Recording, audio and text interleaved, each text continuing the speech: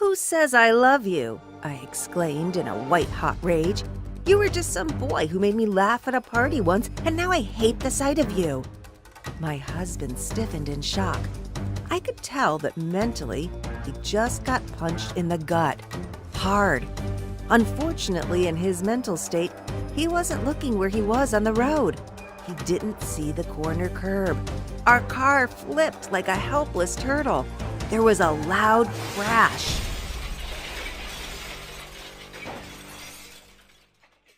And this, my friend, was a divine sign from heaven. My turning point into a life of miracles. Hi, this is Amanda Ross. Let me tell you a startling secret. The car accident caused by a fight with my husband was the greatest blessing of my life. Now, why would I say such a thing? You see, I'm about to share a mind-blowing story with you of how this tragedy was really the unexpected key to manifesting unbelievable, jaw-dropping miracles on command, making you one with the divine essence. An astonishing discovery that will help you dwell in the realm of the wondrous. Imagine swimming in an ocean of abundance, joy, and love, washing away the stench of guilt, shame, and all that other yucky stuff. Because the supernatural secret that was uncovered in ancient Babylonian tombs simply mesmerized me. An unveiling of angelic delights that has allowed people to find their celestial twin flames. Yes, I now have the fairy tale marriage of my dreams. While I magnetically attract and manifest my deepest desires, even the closely held ones I had forgotten as a child. All just by uttering 4 simple sentences. Before that, let me flat out ask you, do you want to manifest the most glorious life, attracting a giddying downpour of heavenly gifts? Enjoy freedom from all these pressing problems? The empty wallet issues as bills mount up? The relationship strain with no solution in sight? The relentless assault of anxiety and depression? And yet, for some reason, you can't shake these troubles off. Like an annoying snapping turtle that slammed its jaws on your palm. Even as you frantically wave, you can't get the whippersnapper off. Let me assure you, it's not your fault. And here's why. That's because of the key tenets for the law of attraction that you may know. What you focus on expands. Simply put, if you focus on positive things will come your way. You vibrate at a higher frequency, and thus you receive higher vibration blessings. Easy, right? However, here's a massive problem. Your brain is wired for negativity. It's simply the natural state. This means you can't help but attract low vibration things. Horrors like always falling sick, getting into yet another relationship drama, suffocated by a blanket of loneliness, never-ending phone calls from creditors, a perpetual attack of anxiety, fear, and depression. No matter how hard you try, your brain is wired to be like quicksand, pulling you down in the abyss the more you struggle. In a bit, I'll show you the science behind it. In the meantime, does that sound hopeless? What can you do? Should you just give up on an exhilarating existence?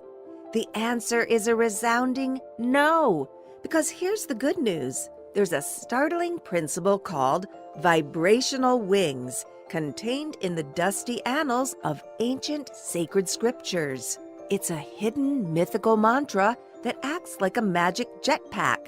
You simply need to strap it on, and then you will be nearly immediately launched into a permanent high vibration state and stay there without ever coming down again. You're like an angel flying in the air. Those low vibration troubles and worries, gone, left in the pit where they belong. With just a few spoken words, you nearly automatically become a high vibration person who effortlessly attracts all the good things in life. The easy finances, the perfect health, the slim body, the sizzling relationships, the angelic wisdom. I know that probably sounds audacious, but bear with me. However, with the vibrational wings secret I'm about to show you, you have the astounding capacity to change your DNA. Yes, no kidding. Transform your mind, instantly make you a better person. It's almost like a brain transplant, albeit taking a few seconds without the mess of surgery. Best of all, it's backed by both science and the supernatural. Are you starting to get inspired yet? So let me tell you what happened after the terrible accident and the unbelievable miracles that transpired. The crash was bad, real bad. Oddly enough, all I had was a few bruises on my body. I felt guilt. After all, did me saying hurtful things help cause this tragedy? Yet my poor husband got the brunt of it, and he was lying bruised and broken on a hospital bed with a beeping machine. Every time I looked at his purple, beaten face, I was instantly filled with a searing sense of shame. Was it true I didn't love him? Was I careless in my words? Did I cause all this? Upon deep reflection, I realized that wasn't the case. While he had a few bad habits, he was a kind man at the very core. After all, I did marry him. I vowed, if he ever recovers, I'll make sure things will be different this time round. A fresh start. Then, something happened that brought my good intentions crashing back to earth. I received a phone call from a number that instantly caused me to have chills shooting down my spine. It was my landlord, and we had avoided his calls for weeks. I realized it wasn't good form to keep doing that, so I picked up the phone sheepishly, and what I heard caused my spirit to shrink.